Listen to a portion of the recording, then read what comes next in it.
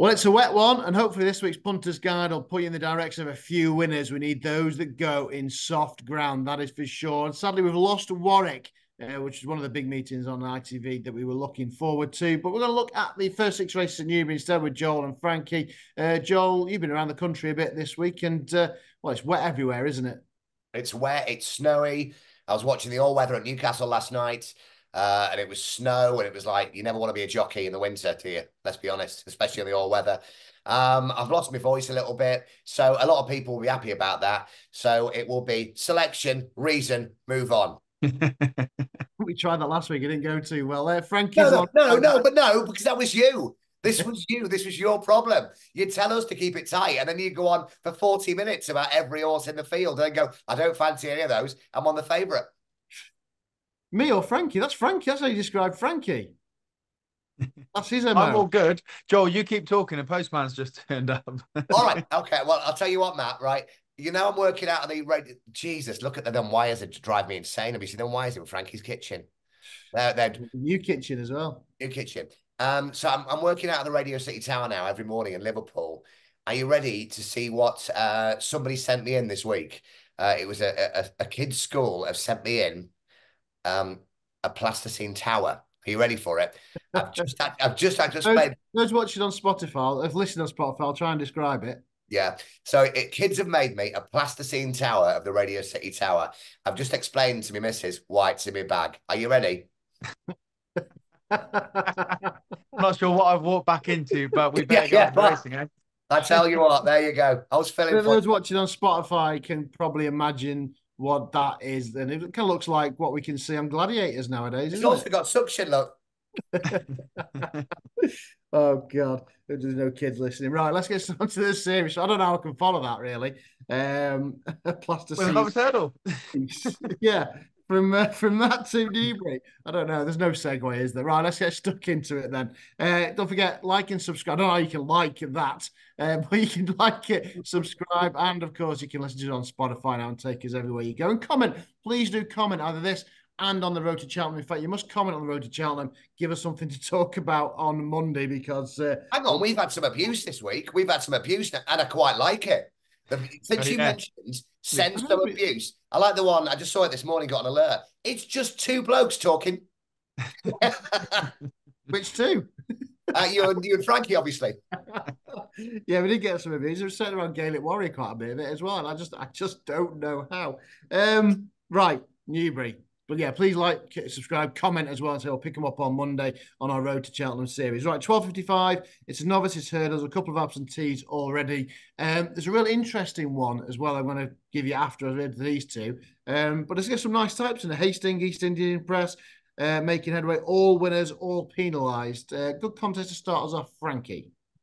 It is, yeah. I've been banging on about the bumper form for novice hurdlers through the year. It's been paying off 9 times out of 10. I can't see what these are priced up yet to have an opinion on backing one, but Hastings, or however you want to pronounce that, ran to the highest level on the flat, a rating of 120, and then has won both starts over hurdles since. And I'd imagine has been ridden with just enough to get him to win.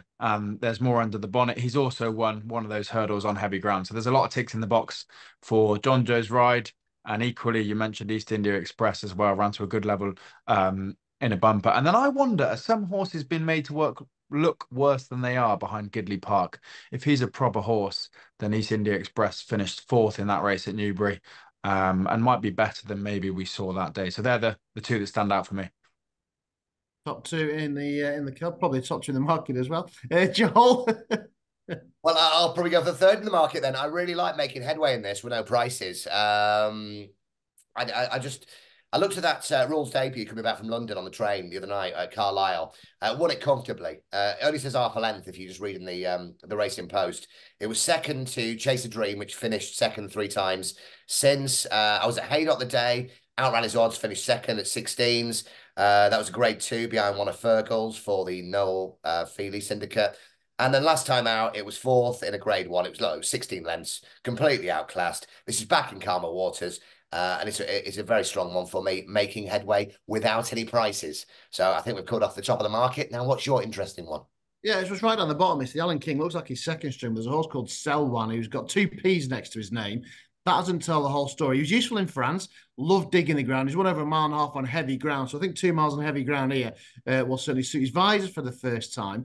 He travelled really well at Kempton on his hurdles debut. Don't forget, he came over here, ran okay on the flat for Alan King. Then he went hurdling, ran okay, travelled really well, but then weakened really quickly, got pulled up. Same thing happened back at Kempton there the last time. It travelled really well, coming to the straight and stopped as if he'd been shot. As your second start to wind up, the visor's gone on. I don't see he wouldn't stay because he's won over a mile and a half. Maybe the ground is kid. They were on good ground. This is on soft ground. I expect to run okay again. I mean, he's just worth keeping an eye. I'm not sure if tomorrow will be the day. It'll be a big price, but there's definitely going to be a race in him somewhere. So I've had my eye on him. He stopped very quickly twice. I'm sure he's got ability, and I think ground could be key to it. I'm not saying he's going to get served up to Hastings and East India Express. Probably a handicap project, but I think one for the notebook. We'll watch how he goes tomorrow on his first over hurdles on bad ground. You know who's Right. the part owner of that horse? You. No, Andy Bell. Now, it might not be the same fella, but he was in Erasure. Do you remember? Andy Oh, Bell, right, okay. Park. I don't think it's him. But anyway, that was the most interesting thing I can get from Horse Hum. Isn't there an Alan King Saturday rule? You don't back Alan King horses on a Saturday. He's got plenty of chances this weekend. Maybe. I'm not sure Monday to Friday's been that successful of late. All right, move on. I'm trying to think of an erasure hit now. Just a Little respect. Stop. Yeah, a little respect. Well, I think Selwan deserves a little respect Yeah. in the opener. Right. Move on to the 130 then, the staying handicap hurdle. There's a couple of interesting absentees in the sense of they were the market leaders when decks were made in Young Butler and G.A. Henty, which leaves a field of 9. Where you going, Joel? I liked Young Butler, but obviously non-runner now. And I missed the price on King Tara, which was me second in there for Mel Rowley and Charlie Joy. Should be 3 from 3 if you watch them back. Since changing from it was Kim Bailey, wasn't it? That 13-length win at Lingfield on good to soft. Followed that up with a 7-length win at Aintree. That was on heavy ground, so that gives a tick for the weekend in December. Gay Legacy was in second that day and has won since. And then second at Warwick in mid-January. He was headed on the run-in by that Jay Freud. Is it Freud? Yeah, of is it Laura Mongan's that one? It was 2 lengths in front going to the last, and then badly stuttered and got caught on the run-in. So should be 3 from 3. Hopefully it'll be 3 from 4 in the 130 Newbury for me. Yeah, I think he'll appreciate the ground, isn't he? Judging by that Aintree win. The Aintree one. It was heavy, dirty ground, and that form's backed up like so with Gay Legacy. Frankie, I agree. Not that I put him up, but didn't we have Kintaro in one of our Punters Guide trebles? I think that where we all throw a selection in each, and yeah, he was really unlucky that day, wasn't he? When he did what it was after he jumped the last, just pecked kind of after he landed and really blunted his momentum. So yeah, hopefully a bit of money back on Kintaro. Talking of Alan King though, Emitom has had a new lease of life since going to Alan King. Seems to be the 10-year-old back on the rise, but I had a little look through and whether or not it was his decline before he came to Alan King or whether it was the ground. He's been pulled up last twice on heavy ground, so maybe a bit much for his old legs. Yeah, I'm with the favourite. If you're looking for some sort of value down the bottom, Wise Guy's slightly interesting, has done nothing over fences because he can't jump, but back over hurdles will stay. He's won I think he won his maiden over 3 miles. Might be in with an each way chance, but yeah, I'm in with the favourite. Emerton looks interesting in that St. Davy form, doesn't he? Chasing him all the way, going in close at Ludlow. I thought Equinus may be worth another chance. He's had a break. He was very impressive at Aintree, and then he was even money favourite in a similar race here, went 5th behind Emerton and Young Butler. I just thought with Sam Twiston-Davis back on board, he handles heavy ground. He may be one to look at, maybe each way in that 130. Right, the Denman Chase at 205. I was looking through the stats for this because Chiskin being so short. For the last 10, or 4 favourites the last 10 years have been beaten at 5 to 4 or shorter. But if Shiskin's in a good mood, Frankie, surely he's going to be struggling to be beaten here. That's the $1 million question, or the 8 to 13 question. Do you want to back him to be in a good mood? I think is what you need to figure out, isn't it? You know, we all have been focusing on when he refused to race, but he's quirky beyond that. Even you going back and look at one race that stands out in my mind with the weather at the moment was 2 years ago at the festival when it was lashing it down. It was miserable day, and he didn't really want to race that day either. He had to kind of be nursed into the race and never traveled, never looked like he was that interested. So that does worry me a bit if it's raining and it's heavy, and it just makes life harder work for him, doesn't it? And a horse that is quirky and makes his own mind up, anything to throw a spanner in the works is a bit of a risk. So yeah, you're right. If he wants to win, he can win this. And if he doesn't, your best bet, as the market says, is probably Protectorat, who will stay, will go on the ground, and is the best of the rest, really, because Hitman's got to put in a career best, and he's, hit and miss anyway. Sam Brown's never going to win this, and Does He Know's not good enough. So, yeah, it's Shishkin to turn up and Protectorat to pick up if Shishkin doesn't bother. Yeah, Shishkin then for Frankie. He says Hitman. You call him, Joel? Man. You see, right? You say every week. I mean, I have to swear on this, but also he's owned by. So you're not allowed to swear unless you're doing it at a horse. Is that the? Yeah. No, I'm quoting. But if I just look out the window here and head to the left down there, he's owned by my new neighbour, Sir Alex Ferguson. So I'll be really two-faced tomorrow when I see him in the post office buying his racing post. Sir Alex, good luck today with Hitman. Oh, fantastic there, son. Fantastic. Nice to see you there. Oh my God. Right. Northern Irish. What? Yeah, that's right there. So he is. I told him not to come up the inside, and he did. And so I knocked him out in the car park. Well, he's in on Protectorat as well, isn't he? He's in on everything. But let's have a look. You look at this race, and I've said before, my favourite horse is Denman. He's in on Coldwell Potter. Oh, he is, yeah. There's 740 grand. He's not getting back. But I suppose it's all right. You should see his new house. It's lovely.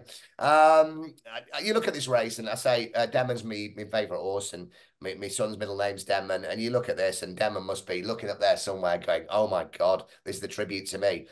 Does He Know it's in this race, right? So a line through Does He Know. Hitman, stick an S on the start of that, line through that. Protectorat is not as good as they think he is. And Shishkin's a mentalist. So if you're looking for an 8 to 13 shot with all the football and everything on at the weekend, the all weather, whatever, there's so many better 8 to 13 shots. So I thought I'd got one here because I didn't think Shishkin would turn up when Nicky goes, it's heavy, because he pulled him out of the fighting fifth when it was heavy, soft on times. And you look at this and you go, if Shishkin doesn't turn up, Protectorat is going to be stupidly long odds on. So therefore, I thought Sam Brown. Now I can't believe I'm putting him up at this quality of race. Now he won that veterans race that we put him up for. No, we put up High Right that came second. Loves the ground, and he won that really well. And he's 25s into 12. So a lot of people have got the same thought as me. If Shishkin don't go, Protectorat throws in a shocker. Hitman is no good. Does He Know's a pig? So Sam Brown. So without the favourite. That's what you really think, Joe.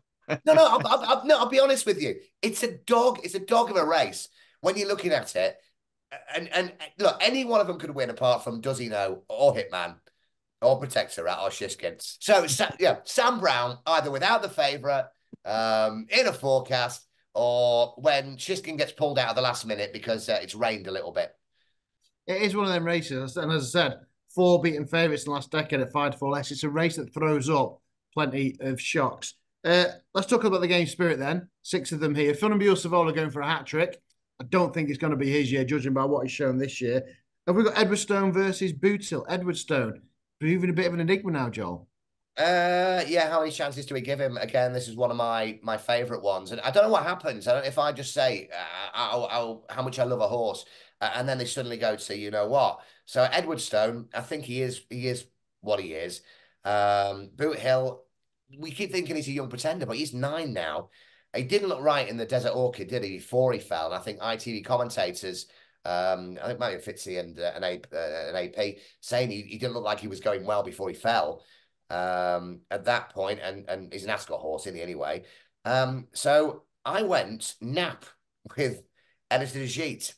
And the reason why was because not only the cheap pieces are on there, Calico, I thought, would have put it up to him and ruined the chance. Calico is now out of the race. Give him a soft lead. keep going.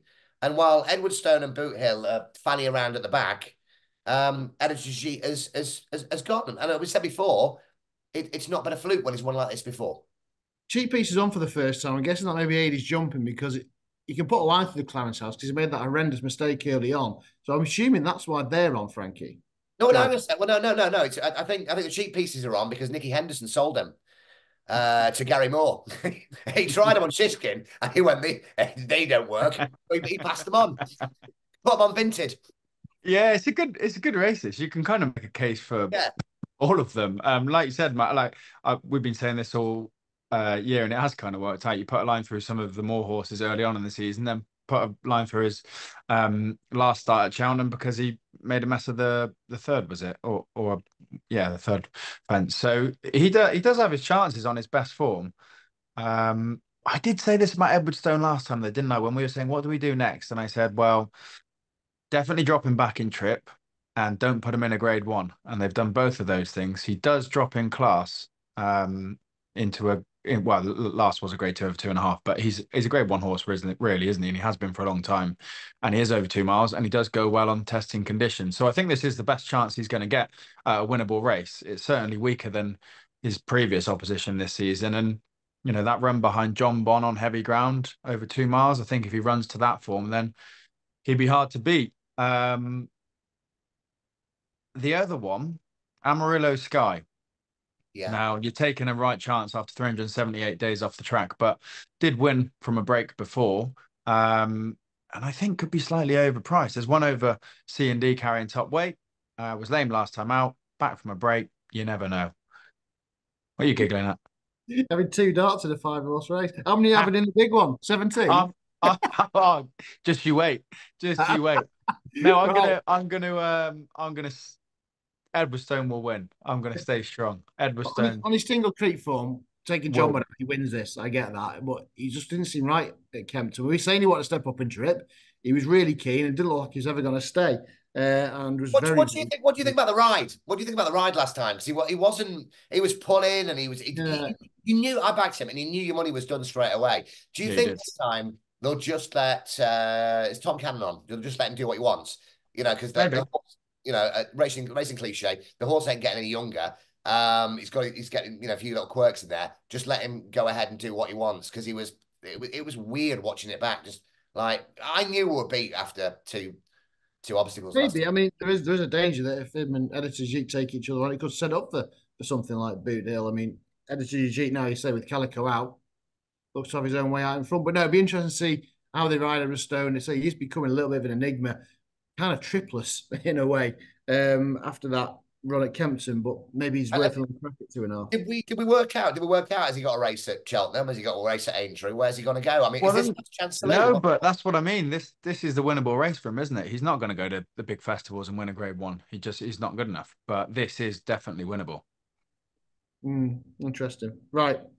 The big one, the Betfair hurdle then, 24 set to take their chance. My anti-post pick, Tell Her the Name is out, but it does mean that only a matter of time it gets in. I imagine there'll be more non-runners come post time, but as a minute, we have got these 24 line up, and I could have a hatful in here. The fact Frankie fancies 2 in a 5-horse race, we best go to him first. We'll sit back and have a 15-minute rest, Joel, whilst he puts. I'll just pop out and feed the dog. I'll see you in a bit. Right, we're 6 places each way online in this one as well, and you may just need them. But to be fair, I think it's a brilliant renewal, Frankie. Yeah, I mean, why not have 6 if you can get 6 places each way and they're all each way prices? You get a few in the frame and you get 1 to win, then you're in the money, aren't you? I've been banging on, haven't I, about the Greatwood form, but it has been working. It has been working. All the horses in behind have been winning, and the handicaps kind of ratings have seemed to work themselves out, and so on, so on, so on. So now it's to come down to D-Day. This is the last time I'm going to talk about the Greatwood form because I'm having the 1 and the 2 from the Greatwood. Iberico Lord and Look Away.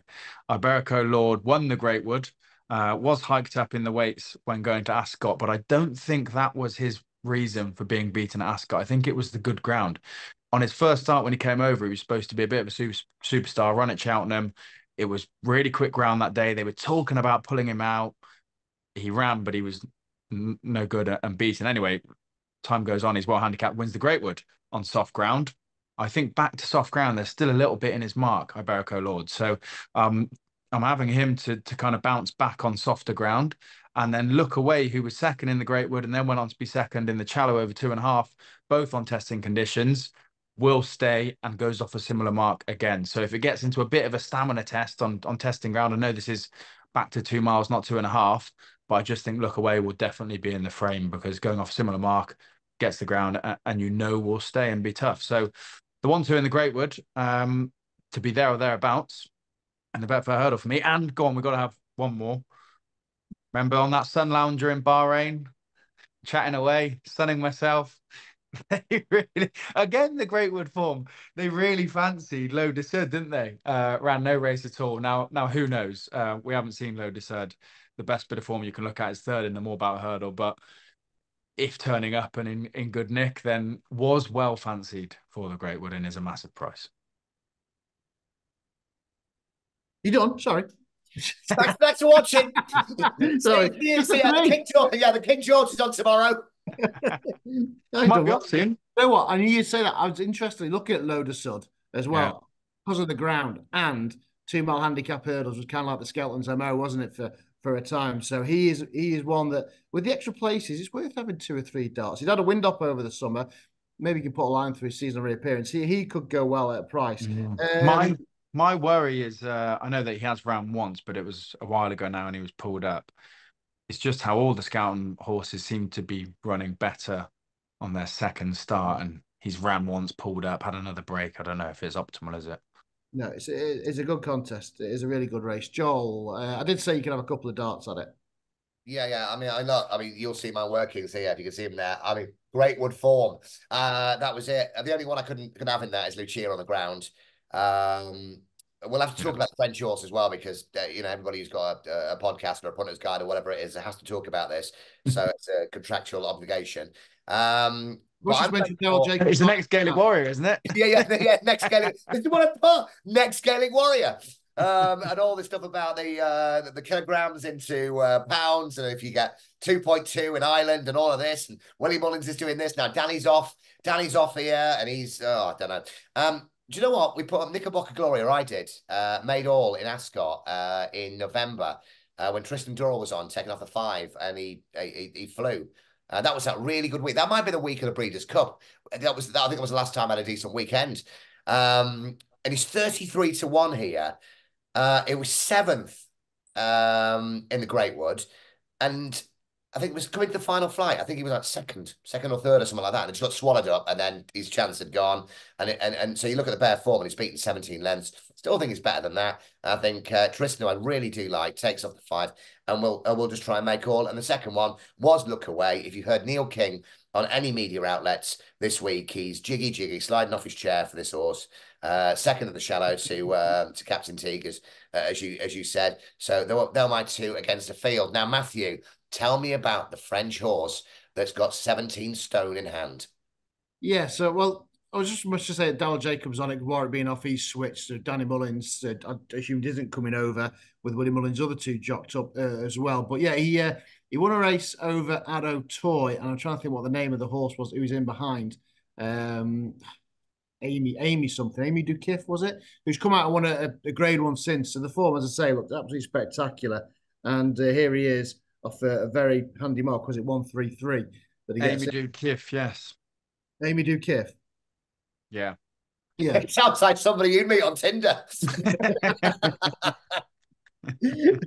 Exactly that. So yeah. So obviously on that form, he does look to have an outstanding claims off a quite a lean mark. And the key is the ground as well. All his form's been with a lot of dig, and obviously he's going to get it on his season, on his reappearance, on his stable debut thing. But look, he's been found in the market. If he wins, I'll let him win a 24 on a handicap at 4 to 1, 9 to 2.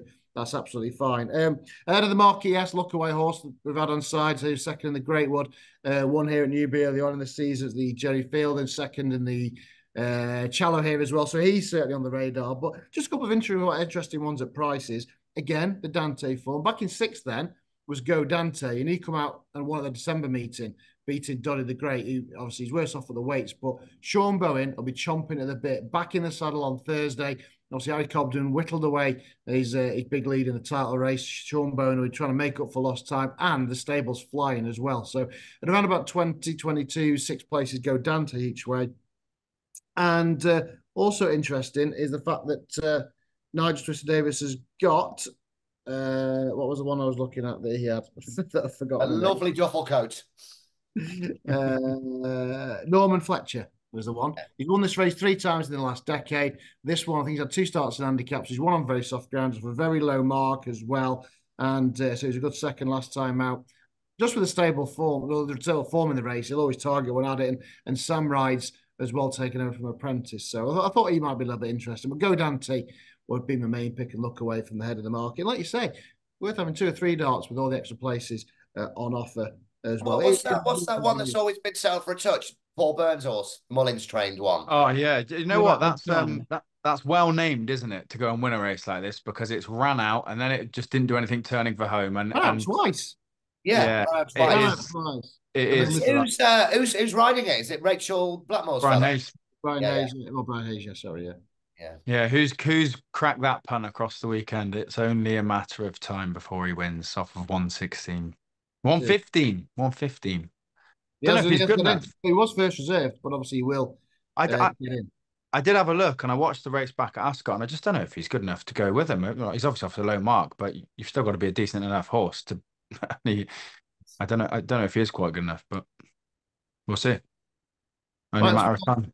Move on to the 350. Sorry, move on to the 350 and the final race we are going to look at. 6 of them go to post. 3 miles is the trip, and anything other than the words "inch house" coming out of your mouth is just plain wrong.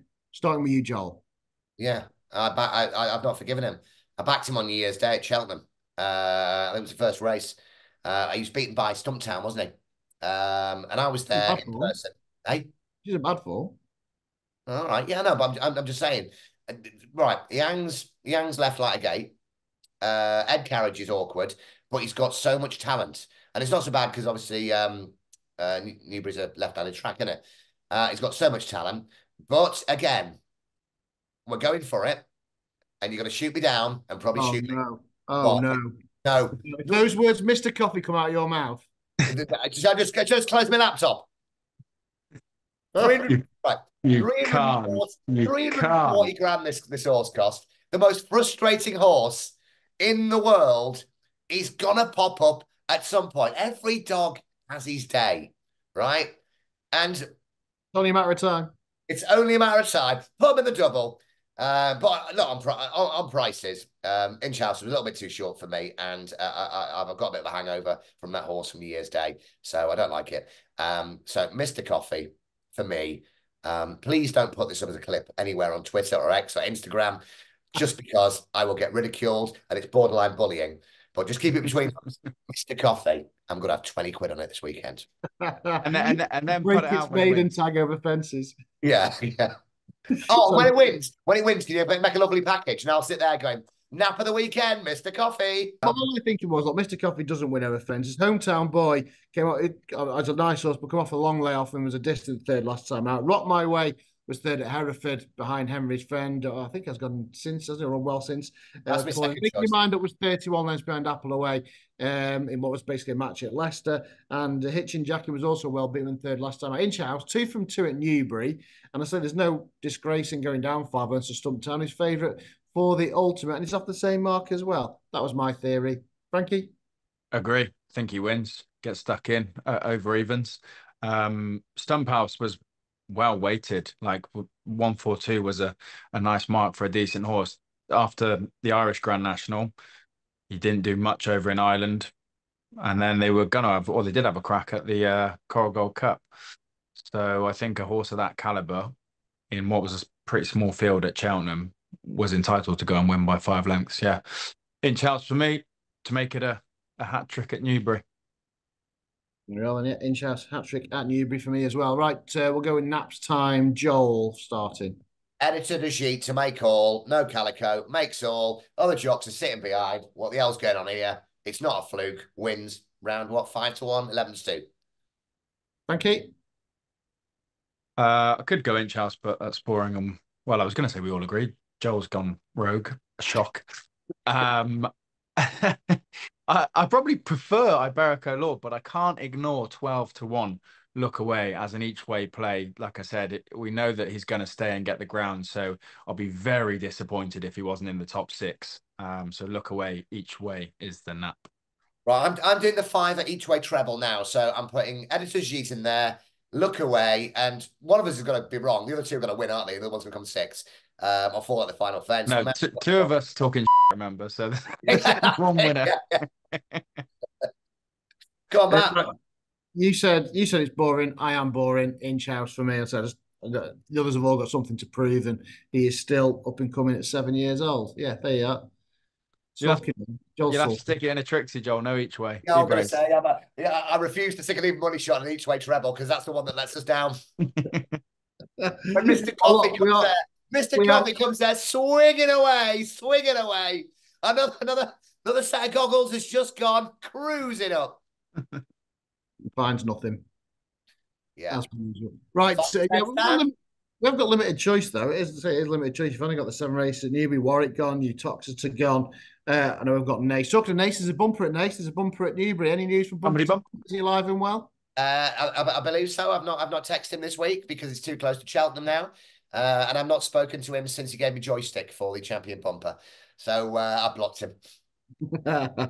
Well, one bad one. He's done some very, very good ones as well. Right, 3 naps, 6 races covered at Newbury as well. It's going to be testing, very testing indeed with all the rain that we've had, but at least it does survive the weather this weekend. Join us Monday, reflect on the big race, the Betfred hurdle. That'll have the connotation for the county hurdle, baby. Obviously, the game spirit and the Denman chase as well. We'll talk about Shishkin's Gold Cup claims after whether he wins, loses or draws at the weekend. And please like, subscribe, send us your comments and we'll digest those and talk about them on Monday's Road to Cheltenham as well. Best of luck whenever you're back in this weekend. Stay dry and be lucky.